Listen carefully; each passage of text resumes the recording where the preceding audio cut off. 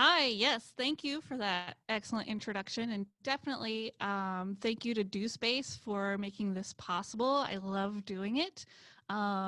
So I hope you're here to join us for Intro to Podcasting today, Wednesday, July 15th. If you're not here for that, you can stick around. It's okay. So I'm just going to get right into it because I feel like I have a lot more than usual or previous iterations, given everything that's been going on, right? So I don't want to take up too much of your time, but this will take an hour. And let's dive right in. So, oops. Okay. What we're going to be going over here is I'm going to give you a brief history of podcasting and some milestone moments in the history and a look into the future. So really, I'm going to show you a ton of articles where there's really good insights and key takeaways. I'm just going to give you my thoughts on the key takeaways. And I feel like that's important because if you've ever Googled how to start a podcast, there is so much information out there. And what I've really done is curated some of the key resources, technology, tools, jargon to help you navigate all of that and avoid being sold to, because that's like a huge problem when you Google something. So that's my goal there. The next thing we're going to do is talk about developing your idea. And this is key. So there's going to be a ton of questions you're going to be asking yourself before you even hit the microphone. So that's what we're going to go through there. And then we'll do a quick overview of recording and editing. And I'll tell you why that's going to be quick as we get to that section. Then after that, we're going to get into the technical nitty gritty of hosting and RSS, what those are and how they equals a podcast. And finally, we're going to talk briefly about measuring your success. Everyone is a little different and some of the key things to look at there. So the first thing I like to do is get a little interactive. And if you feel like it, submit in the chat what you're listening to. I'll tell you what I'm listening to currently. My favorites are NPR's Up First. It's like a little 10-minute podcast every morning about kind of the latest in the news cycle. I also like a podcast called The Good One. It's about jokes. And if you're into comedy, it's really, really interesting because they like dive deep into the formation of a comedian's joke. It's really cool. I like Mark Maron, Conan O'Brien. A lot of people say Joe Rogan. They're listening to that. Let's see if there's anything in the chat, if I can pull it up. Chat. Okay, we got 3 submissions. The Office Ladies. Oh yes, I've given that a listen to on a road trip. Super fun. Off Camera, WTF. Yes, love it. Ooh, Scrubs rewatch. That's good. Those are all excellent choices. You Can Heal Your Life. True Crime. Good, good, good. So my favorite thing about this section of our little webinar is not only do I have more stuff to look up to listen to, but it really shows you the gamut of genres for podcasts. So it can range from anything like interviews and comedy to news to inspiration and motivation. So it's a real good example of all the different things that are possible. So I need to move a window here. Stand by. Okay. So back to the slideshow. Okay. The history of podcasting really, the start is when the iPod was invented, early 2000s. That really changed the way people can listen on the go. You no longer have like the CD case full of all your Britney Spears and Backstreet Boys and things, dating myself there. The next milestone moment is in 2005 when iTunes included native support for podcasts. So that is where the key to discoverability really came into play. And you're going to hear me say that term a lot, discoverability, because it's really important and one of the key aspects of podcasting. 2009, so there's a research firm called Edison, and they do an annual survey. In 2009, there were 43% of Americans who said they've even heard of the word podcasting. And my favorite thing about that is jumped to 2018, and it's grown to 64% have heard of the word podcasting. That's great growth. Finally, a majority have said they know have heard the term podcasting. And in between those two surveys, there's 9 years. In 2013, Apple announced they had hit 1 billion subscribers. That's a huge milestone moment. And in 2014 is when Serial, the podcast, first came out. And now, the last year or so, HBO has a documentary based off this podcast. It was a court case. Ednan, I forget his last name, but he is a murder, true crime sort of investigation, very in depth, very interesting, lots of interviews, and even spurred more court drama after the fact. So there's more milestone moments you can look into. This source is from International Podcast Day, and this link is built in there. And I'll share a Google link so you can access this slide presentation too, because I've embedded a lot of resources that I want you to be able to check out on your own. Okay, so I mentioned all this recent news, right? The most recent being coronavirus and its impact on the podcasting industry. Initially, that's what these headlines here are describing. There was a decline in listenership, but they attribute it mostly to the way listening habits changing. So it's no longer like on the commute because people weren't really driving and or listening while at work. So once people figured out how to work from home and co-task, they figured out how to get back to their podcasts. So in Q1 of 2020, it was up by triple digits, Spotify. So that's interesting. So there was some increase in different genres and decline in others. And then Neiman Lab is another journalism-driven sort of organization, and they have a good article about how it was declining, but it has recovered here in the last month or so. And then actually the numbers are off, but the third article there is when it comes to podcasts, they deliver storytelling, news, digital content in a slightly different way. So there's something personal about podcasts. So this is from Deadline, and that's why like radio, much of a podcast is created in your mind, and this sort of connection may become more and more valuable as the COVID crisis drags on. So this is a really good article from Deadline, just saying like how podcasting has still played a huge role in the way people consume media during coronavirus. More recent tools and resources. So the most recent, actually, just the other day I read about this TechCrunch article there about Spotify launching its own podcast chart. Initially, it was included in just kind of the top charts. Now it's separated. So that improves the likelihood of discoverability. So that's a new development there. And Spotify is a huge player in how people listen to podcasts, right after Apple, I would say. The next thing, Anchor is a hosting service that is utilized by a lot of new podcasters and consistent podcasters. So they've added a feature that allows you to do video calls for your recording your podcast. We'll kind of talk about some of those other tools and stuff in a later slide. This article is a little older, and I'm not sure how this will be different now that there's a whole podcast chart. So that's interesting. Oops, sorry. But Spotify announced new playlists. So really, if you're like a podcast curator, you can make a playlist just like you do for music and share it with your friends and that sort of thing and maintain it. Number 4, remote recording. So there's all the time there seems to be like new tools for remote recording podcasts, and those are just a 2 that I linked to there. I haven't personally tried them, but we'll talk more about options when it comes to doing like remote interviews, interviewing someone who is not in the same room as you.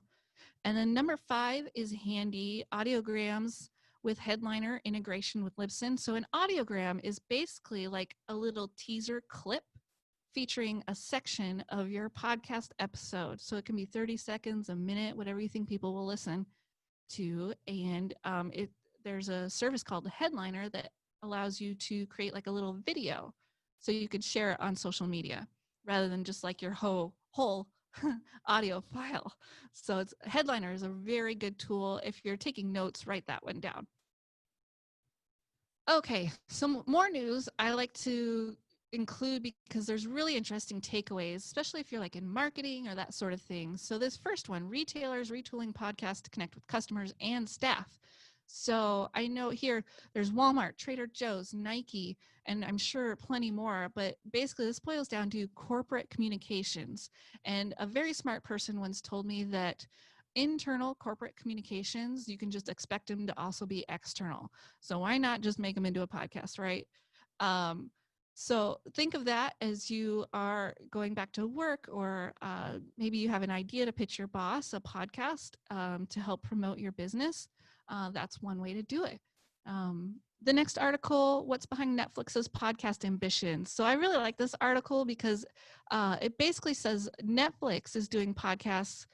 There's like a Stranger Things podcast, and it's interviews with employees and producers and actors and that sort of thing. So it's a way of getting behind the scenes through because their streaming service doesn't necessarily give you like the DVD extras. So that's one way to go and seek it out, is through a podcast. Spotify announces return of Sound Up Podcast Accelerator for women of color. This I like to include, and I think it's been about a month or so since I last checked that if there was going to be another round of this accelerator, but there's so many other resources out there for just helping people have their voice heard and increasing the diversity out there. In the other column, the Obama signed with Spotify to distribute new podcasts from higher ground. So we all know there's famous people making podcasts, right? But are we famous? I'm definitely not. But doesn't stop me. And that's why I want to just don't let that intimidate you from going out and creating your podcast and having your voice heard, is the lesson there. Podcasters need listening data. So Nielsen is going to call people's homes. The fact that Nielsen, if you don't know what Nielsen is, they do TV ratings. In Omaha, market 76, 75, I think. We're a diary market, so people get mailed those little booklets and they have to fill them out. And I used to work at a TV station, and our sales team was always like, people fill them out wrong. But that's neither here nor there. So now Nielsen is calling people, surveying people, and creating more data and about listeners. And the more data there is about listeners, the more likely there will be more advertisers. So that's a very important connection there, because it potentially means that if your podcast takes off, you have the opportunity to generate revenue. COVID-19 impacts ad revenue growth, speaking of revenue, in the podcast industry. So initially, I had a Verge article in this spot detailing how in 2021, they were expecting $1 billion in ad revenue. That's maybe no longer the case. It's been adjusted a little bit. I think it's been the growth rate has basically been cut in half. And so this is information actually just released like 2 days ago from the Interactive Advertising Bureau. And they set the standard for metrics basically when it comes to measuring success. So that's not to say, they're still saying there will be growth, but it's just been cut a little bit because of everything that's going on. The last one, Google makes podcasts searchable by automatically transcribing them. This is a huge deal. Accessibility is very important. So having a transcription of your podcast can also help you write like show notes or a blog, and that increases your SEO, and then you have something to share on social media. So Google is working on that. Apple is doing it too. And that just leads to, if you are in marketing or your own small business, that sort of thing, you'll hear people say that you need an integrated marketing plan. That's lingo. I think I skipped a slide actually, now that I think about it. But SEO, digital marketing, social media, all those play into a role. I did skip a slide. So if you don't know who I am, my name is Margie Sturgeon, and I'm not a guru, is what really the point I wanted to make there. So when we get into talking about success and analytics and driving those things, there's no secret I'm going to sell you. There's nothing like that. It is what it is. You're doing your passion and what you love. So I digress. Okay. COVID-19 news. So this is really a newer slide, obviously. But there's articles built in here kind of going over like different ways you can remotely podcast. So there's all kinds of workflow, whether you each record on your own file and then get in the editing workspace and splice them together. So that's going to be a kind of a lot of work, especially if your other person isn't technically savvy. There's ways to use video conferencing services, and we'll get into that. There are also, if you're the single host and you're podcasting at home, some tips on that. There, it can be a little repetitive reading all of these articles because basically the gist of it is you have to figure out what works for you and take into account your budget and your access to equipment and that sort of thing. So that's why I just linked to these and didn't really recap them because you can figure out what works for you. Okay. So now getting into the nitty gritty. Is it already 6:49? Holy smokes. Okay. Developing your idea. The most important aspect of this is what is the mission of your show? If you've ever been in an organization, a nonprofit, or even a corporate environment, or say you volunteer for an organization, or even in college, if you were in a fraternity, you had a mission statement. So your show should have a mission statement that will keep you focused and on task. Then as you're thinking about this, I have a clip here, but I'm just gonna, because of my own technical less savviness, I don't know how to play the audio, which is funny. But when is a good idea for a podcast, a bad idea for a podcast? So this is a story about a podcast producer who had won a pitch contest with her podcast idea. But as she got into developing the series, it became very, very difficult. Her idea was finding the kind of under the fold news items of the day on big news days. So when I say under the fold, they weren't the main headline. So her very first episode was about 9/11.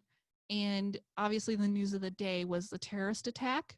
But some of the side stories, the one in particular that she chose was about how marine biologists were able to discover data and research that they had never been able to before, because on that day, think about it, there were air traffic was stopped, shipping traffic was stopped. So like the oceans were quiet and marine biologists were just able to do so much work that and data collection. So that was her first episode. Then she mentions too the Columbine shooting. So I can't remember the side story she found for that day, but as she got into other episodes, she was having trouble finding what she described as the needle in the haystack, right? And so the more pre-planning, basically she called it Murphy's Law. If you don't plan for everything ahead of time, you'll suffer in setting yourself up for success. So the more planning you do ahead of time in developing your own podcast show, the better off you'll be in the long run. So now boiling it down to types of shows. I've listed off here 4 of the main ones. The first one is scripted. So it's basically like a radio drama.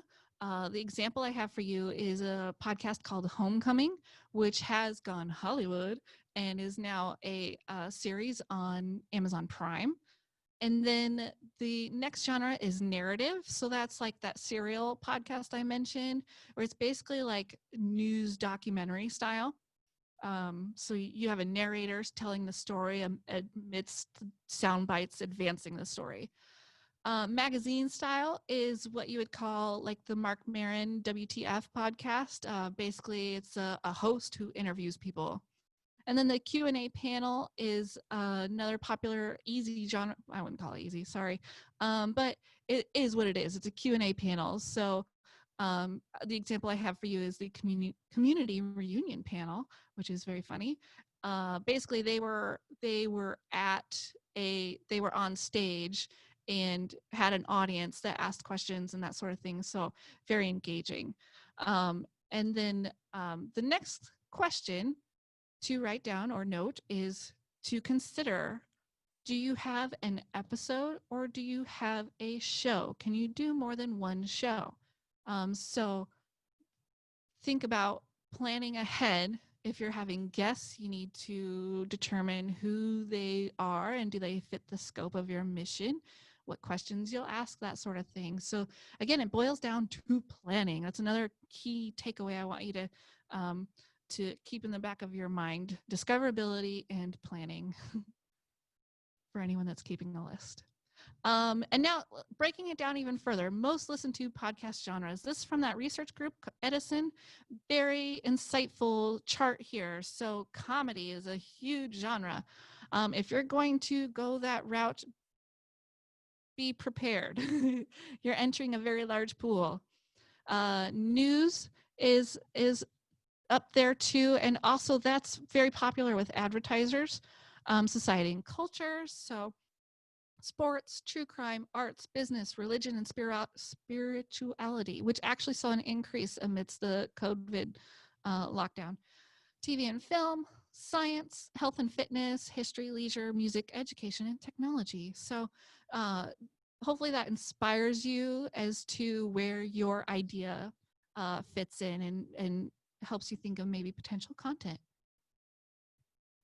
More developing your idea. So more questions, right? The first question is, how often are you going to be doing your podcast? Frequency, weekly or bi-weekly or monthly. So I know of personally of podcasters that go weekly, and I know another podcaster who does monthly. So it boils down to what you can facilitate, what you're willing to commit to. And then the second question is the span. So speaking of commitment, if you're weekly, are you going to do it 52 weeks of the year? Or should you set yourself up for like a season and work in breaks so that, you can take a break? Because podcast fatigue is legit. So beware of that. And then how long is your podcast? Are you doing 10 minutes, 30 minutes, 1 hour or more? Kevin Smith will do podcasts, the movie director will do podcasts that are like 3 hours long, and you have to, I don't know, I have to personally break it up and listen when I can, but I don't think I've ever listened to one of his in one sitting. 10 minutes is really, I think, fitting for like motivational, or if you're doing something news related that someone can digest in the morning or whenever you think they should be listening. But it boils down to, as well, your answers should be content driven. So if you're doing an interview, maybe an hour is appropriate. If you're doing news, maybe 30 minutes or quick little digestible bites. Just something to keep in mind. But when it comes to this, keys to success. So number one, a compelling host or guide, someone who you think is relatable, who is good to listen to and isn't like me and is always saying, oh, that's really gets old. Sorry about that. A unique format to pull in the listeners. So, and I say unique, but maybe you can do concepts that are out there, but you have a spin on it. So just amp it up, right? Get specific. So my number one bit of advice is, well, I have a lot of number one advice, but put this up there. Don't just plan to talk pop culture. Dive into a deep topic. Go deep, get nerdy, and really just dive into it, because the more niche you get, the more you can build a little community around your podcast. And then finally, this is also number one, regularity matters, just like fiber. But the key here is being reliable to your audience. If they are expecting you Friday at noon, be there in some way, shape, or form. Otherwise, they will go somewhere else. Just like any relationship, you want to be reliable. So here's where we pause for a word of caution. There's a few notes here. Copyright and fair use. So there's a myth out there that say you use only 5 seconds of music, you're good to go. That is not true. And also, asterisk, I am not a lawyer. So this is just advice. But if you need specific legal advice, please seek out an attorney. But I have it linked here to some resources to help you sort of dive into these legal topics. One is the Broadcast Law blog. They've done quite a few deep dives into podcasting issues. The next one is Legal Issues Guide. It's a little old, but it's good reading. A question I get asked a lot is about if you have guests, should they sign a release form? The answer is yes. I don't know of anyone that's needed to refer back to the release form, but it's good to have in your pocket. So that link there is a resource to some templates you can explore. And then finally, if your goal is to monetize your podcast, you need to know a little bit more about advertising and sponsorships and ads. And the key thing to know there is transparency. The Federal Trade Commission actually is monitors or is the legal umbrella over that sort of thing. And it's just like Instagram influencers. They must be transparent when they are promoting a product. So they have to use the hashtag ad or sponsored, that sort of thing. So make sure, so when you're doing a podcast and say you have what's called a live read, you get some copy from your sponsor to read about your favorite drink. And then you need to set it off with like music or, hey, we're going to pause right now to talk about our sponsor sort of thing. Work that in because you need to be transparent. So that is your word of caution. Now, this slide is going to maybe be a little frustrating because it's inspired from a course I took from NPR about podcasting. And basically this are what the roles look like inside of NPR. So, and their podcast production. So they have people that fill all these different roles. And I note here, it looks different for every podcast because maybe you are the one filling or wearing all of these hats. So I think it just helps to know that if you are the one, you're doing a lot and you should give yourself props for that. So are you the producer? You're the person, when I say editing, you're writing. So you're editing maybe some scripts, that sort of thing. You're doing the pre-production prep. So you're arranging guests, you're doing research, you're writing the questions, maybe the intro, the outro, that sort of thing. The next role, the editor, that's the boss. So they are guiding the overall focus of the show. And they need to have that mission statement in the back of their mind because, again, they're leading the ship.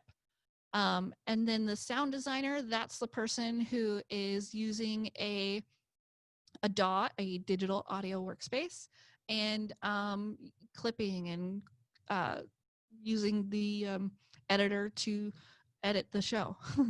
And then there's the host, and they are the voice of the show, or other words, they're the talent. People always joke, oh, I don't have talent, but I'm the talent.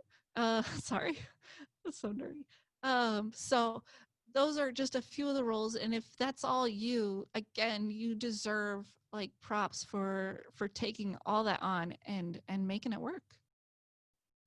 Okay, so an overview of recording.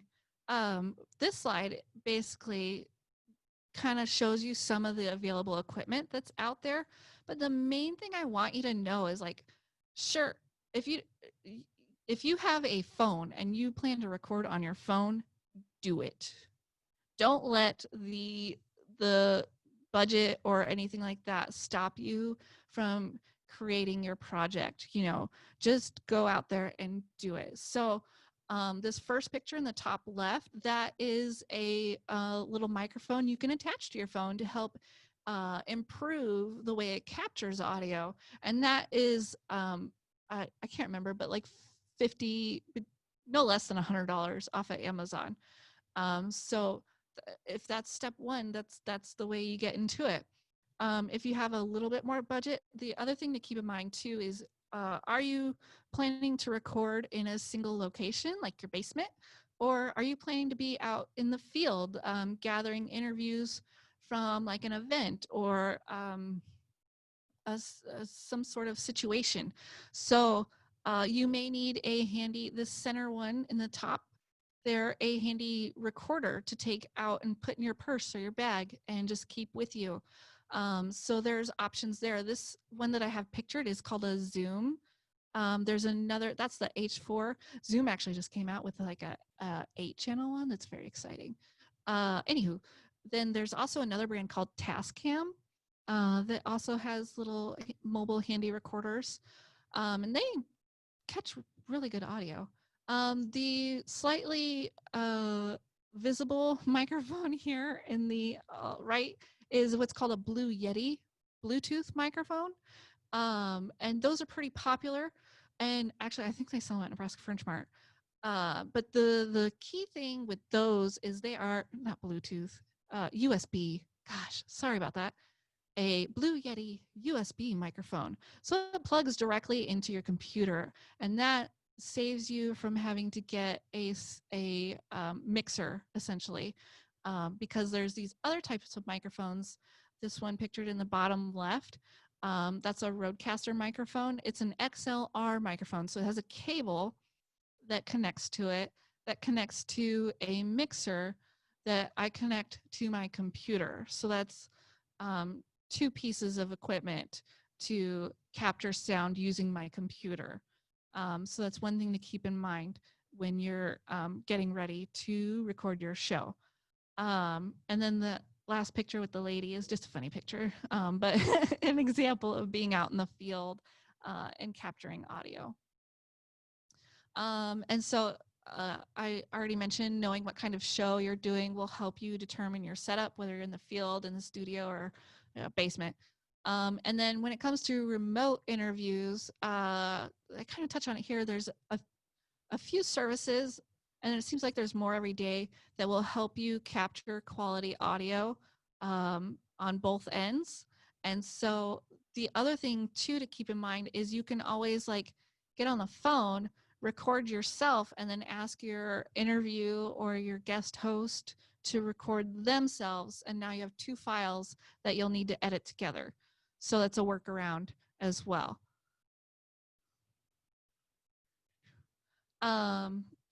Getting the best sound. So some tips here.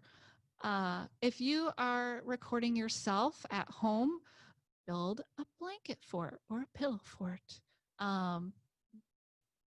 That is basically you're creating an environment that keeps the sound from echoing around the room, and that improves the quality. You're also muffling noises around you. When we're in the classroom at DoSpace, I always pause for a few seconds. Don't do that now. Maybe listen in your own environment wherever you happen to be, and you'll hear the air conditioner running, the animals. If you have a cat or a dog, maybe you hear them scratching or walking around, or if you have kids, those are, pattering around the room.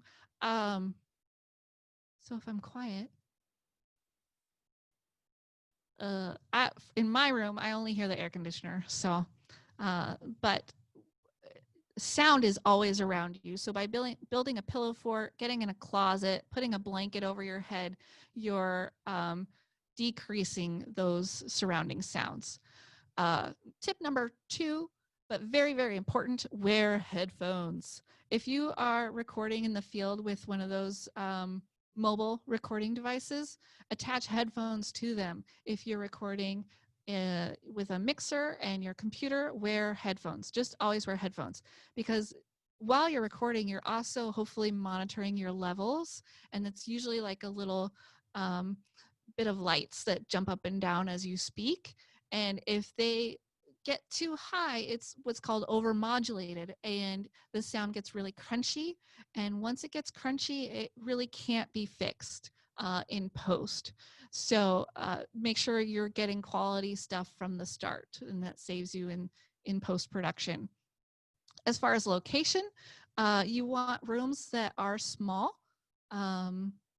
And curtains, so things that can absorb the sound around you, or carpet, just to keep, again, your voice from echoing around and improving the quality. Microphone placement. So this microphone currently is a fist length away from my mouth, so you don't want to get too close to the microphone because it'll sound a lot different. Here's where I sound normal, right? And also, don't let the person you're talking to hold their microphone, because things happen while they're holding it, and it can ruin the audio you're getting. And again, monitor the levels, make sure it's not what's called peaking. And then when it comes to the interview itself, ask an easy question first. A lot of people get really, really nervous when, they're sitting down at the microphone, or even like sitting down in front of a camera. It's a very similar experience.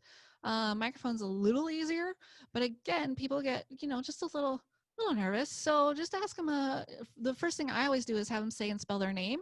So number one, you have the spelling that you can refer back to later, especially if you can't read your own handwriting and you're note taking. Number two, you also have the pronunciation, which is helpful. So pro tip, say and spell your name. And then ask an easy question. How was your day? What did you have for breakfast? Just easy to help set them at ease and help them relax. And then the last thing is get something that's called room tone.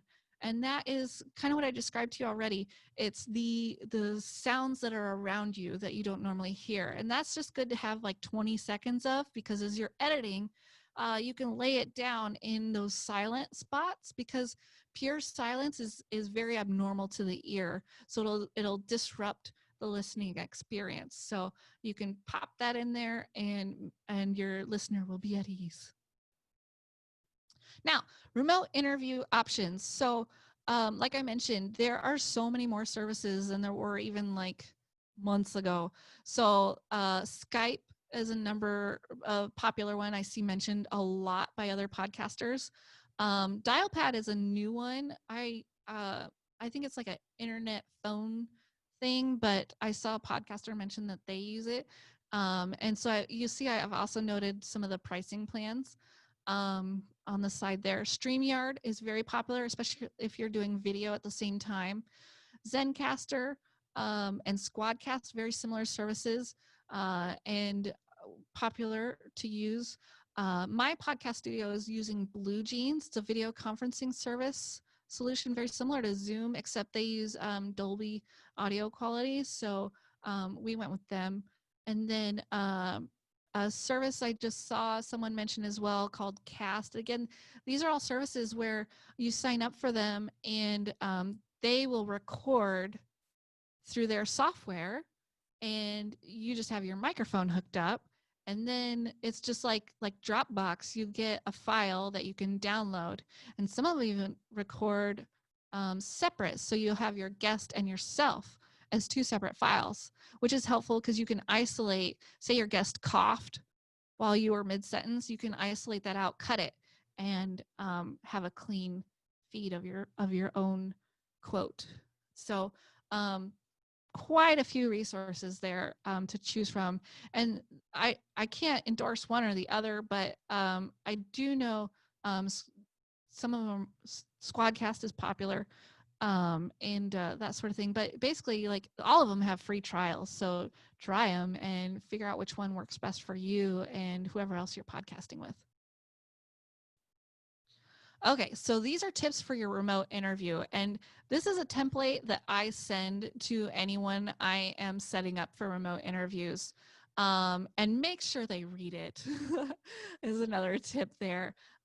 Because the number one thing is in a remote interview, to get quality audio, they need headphones with a microphone. So that can be like the earbuds. quite often see this. That's preferable to Bluetooth as well, because there can be a delay there. So the first tip there, have your remote interview subject locate a quiet place in their home, whether it's a bedroom, office, basement, wherever it happens to be, and also a smaller space. So if they need to get in a closet, they should get in a closet, and do the interview from there. Again, because that keeps the sound from echoing around them. So avoid large open rooms. Have them put a sign on the door so they don't get interrupted. I have sat in on a podcast that the wife came in and interrupted it, and then the same person went and used a blender, so that was fun. Anywho, have them put a sign on the door, and then also I should have underlined this: activate do not disturb on your device. So phone call, especially if you're using a mobile device, phone calls and texts and even computers can be interrupted by people messaging you. They don't know you're doing an interview. So set that do not disturb so that the ding doesn't interrupt your podcast. Again, use headphones, and then have yourself and your interview subject keep a drink handy, but avoid drinking mid-sentence unless that's part of your gimmick, opening a can and then taking a drink and going, maybe that's a thing. Anywho, next one, avoid moving around too much. So again, this is very helpful for people who plan to join via a mobile device. Make sure they have somewhere to set it so they don't have to constantly be holding it, especially if they're video conferencing, because the more you move around, the more pixels you create, and that creates more data that takes up more bandwidth, and then you end up buffering. So, and especially if you're mid-sentence and you lose like a cool sound bite. So avoid moving around too much. Editing tips. So when it comes to editing, honestly, there's a lot to learn, but I have a couple of tips. Number one, name your sound files. I like to organize by date and put some keywords in there, whether it's the interviewee's name or a description. And then the last one is MP3 is what's used for most hosting services. The other option is WAV, and that's a much larger file size. So MP3 compresses it, so you lose a little quality, but it's a smaller file size.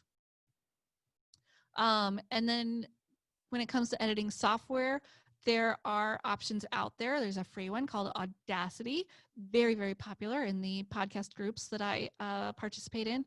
GarageBand, if you're a Mac user, also free. Hindenburg, I haven't seen many people who use that, but it's out there.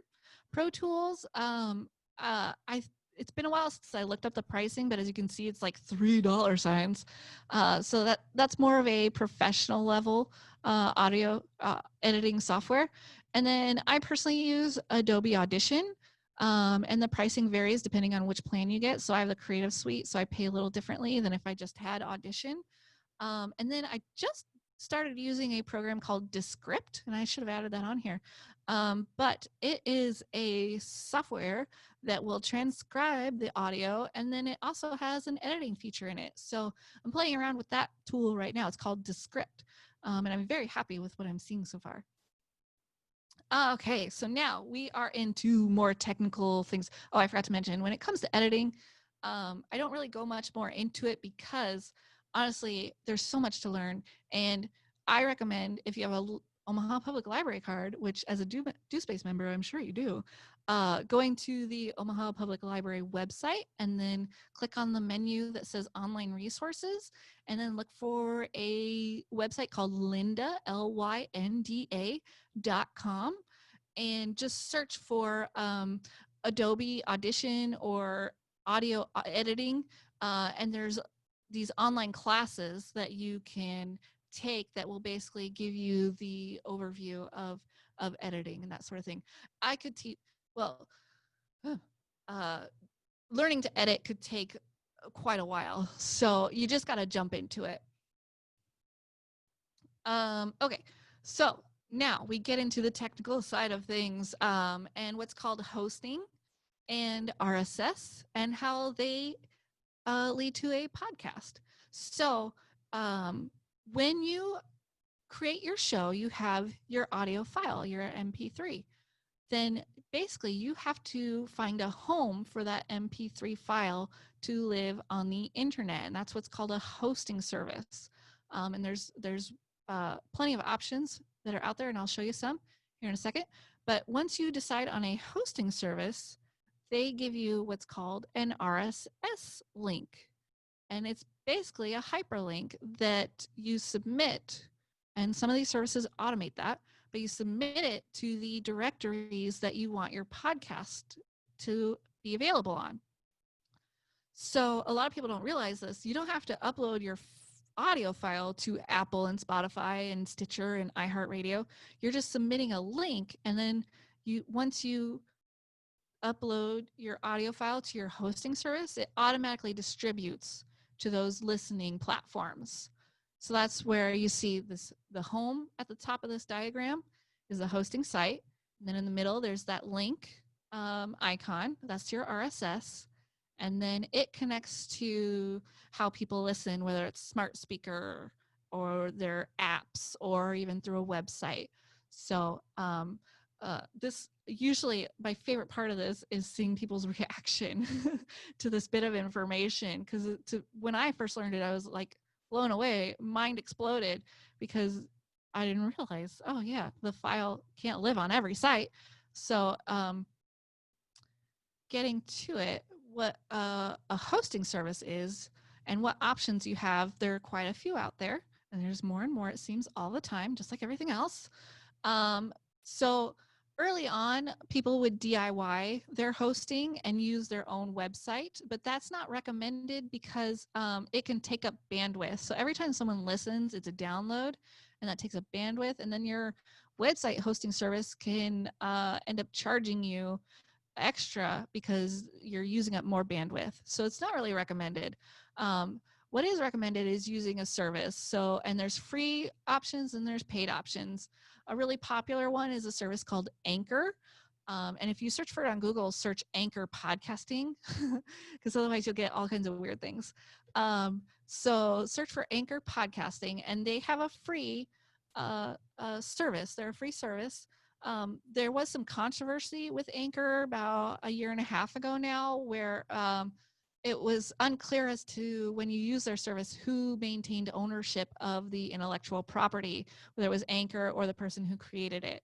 And that drama still continues, but they did, once being called out, they did change their policy to be more clear. So I think I don't think that should bother you today. I just want you to be aware, especially if you tell someone, oh, I'm on Anchor. It's a great way to enter the podcasting world for sure.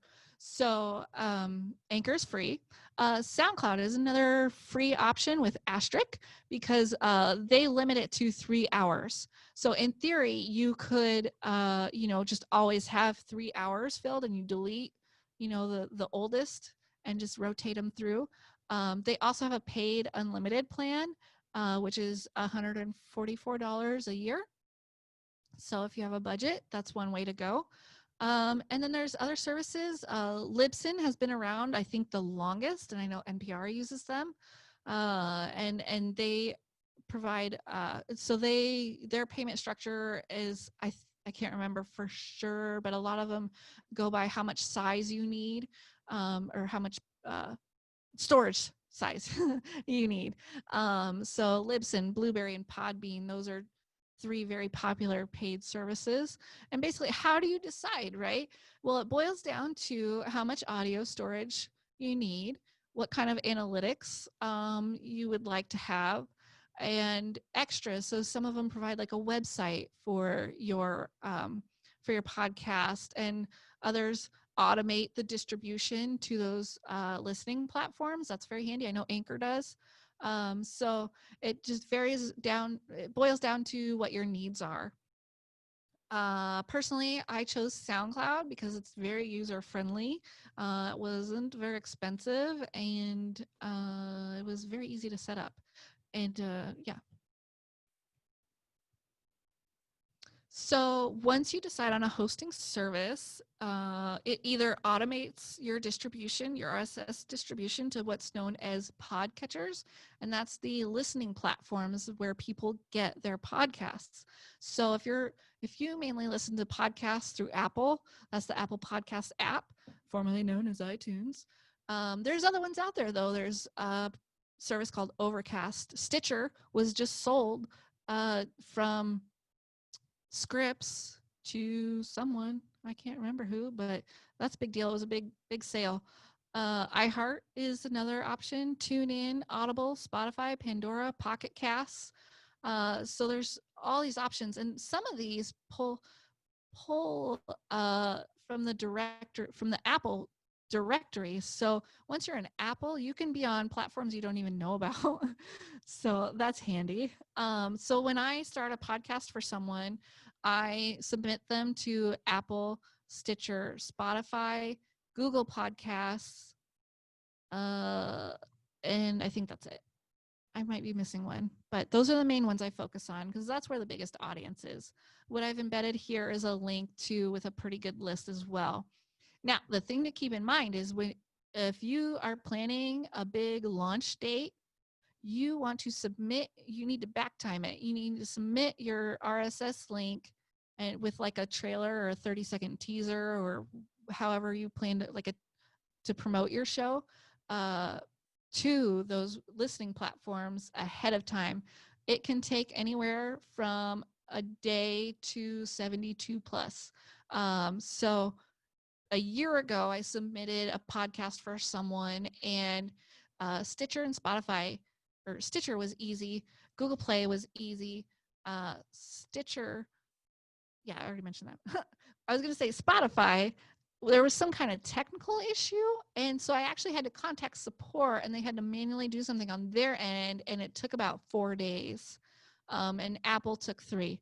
So backdate it from when you plan to launch, just to plan for anything that could go wrong, like Murphy's Law. Now, measuring success. It boils down to, I kind of briefly mentioned the analytics. Some of those hosting services are what's called Iab Certified. And basically that means they met the standard from the Interactive Advertising Bureau for measuring downloads and things like that. And that's one thing about SoundCloud is they don't have that yet. So when I look at my SoundCloud analytics, I take that kind of with a grain of salt because it's different than a little bit different than what everyone else is measuring by. But I'm still getting data and very interesting information. So number of plays or download numbers, that's what's called a vanity metric. That's very easy to measure, but is it really your key to what you consider success? Especially if you're doing like a passion project and telling something that needs to be out in the world. So another way to measure it is if you're reaching new audiences. The great thing about podcasting is it's another platform, just like social media or even your website or SEO. It's another platform to be discovered on. So there's no reason not to be there with your business or whatever you're trying to promote. And that leads very good transition into building brand awareness. So if that's your goal, you're accomplishing that because you're just making your service or product more discoverable. And I've built in on the other side here some links that help kind of further explain those things.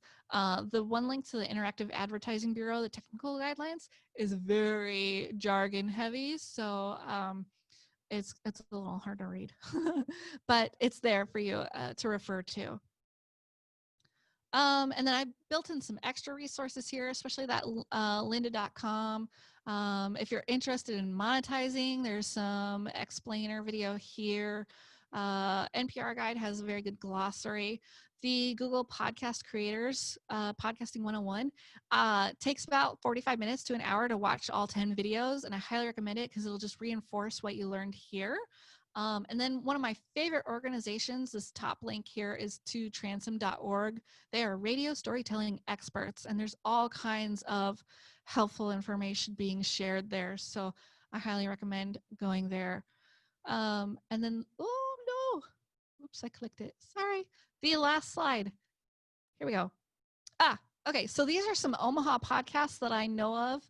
And forgive me if you have a Omaha-based podcast and I don't mention it. They're just ones I've seen via Twitter and that sort of thing. Riverside Chats, KIOS Maine in the middle. That's from our local radio. KFAB, Grow Omaha, local radio. Ask a Scientist is a podcast produced by a former participant of this very webinar. It's very exciting. You should give it a listen. The Keep Kids Alive podcast, that's from Keep Kids Alive, Drive 25. I don't know how to pronounce this, the Melee podcast, just recently launched via the High Omaha magazine, so check that out. And then our Omaha Hobbyplex, Hobbytown off of Cherry Hills has a podcast as well. So check those out, like, share, and if you start your own, get your family to like, share, and leave a review, and that will help boost your podcast discoverability. So sorry, I went over a lot, and I feel like I talked very fast, but as long as you're willing to hang around, I can answer some questions. Once I find the little chat. There we go.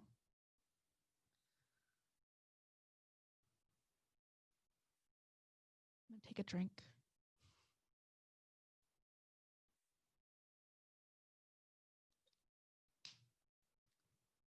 Are there still people here? Oh, there's 8 participants still, so.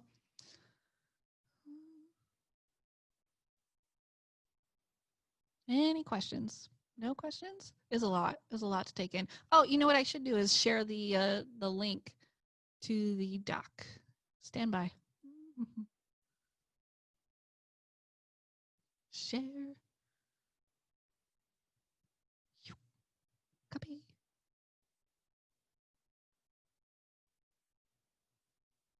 Oh, someone submitted their check out other duties as assigned, a local podcast from Principal Julia Pick. Well, that's exciting. Yes. Everyone should check that out. Let's see, back to Zoom and chat. Where'd it go? Here we go. Type message. Paste. Okay. So you can copy and paste that to your browser and go through all those resources you want to check out.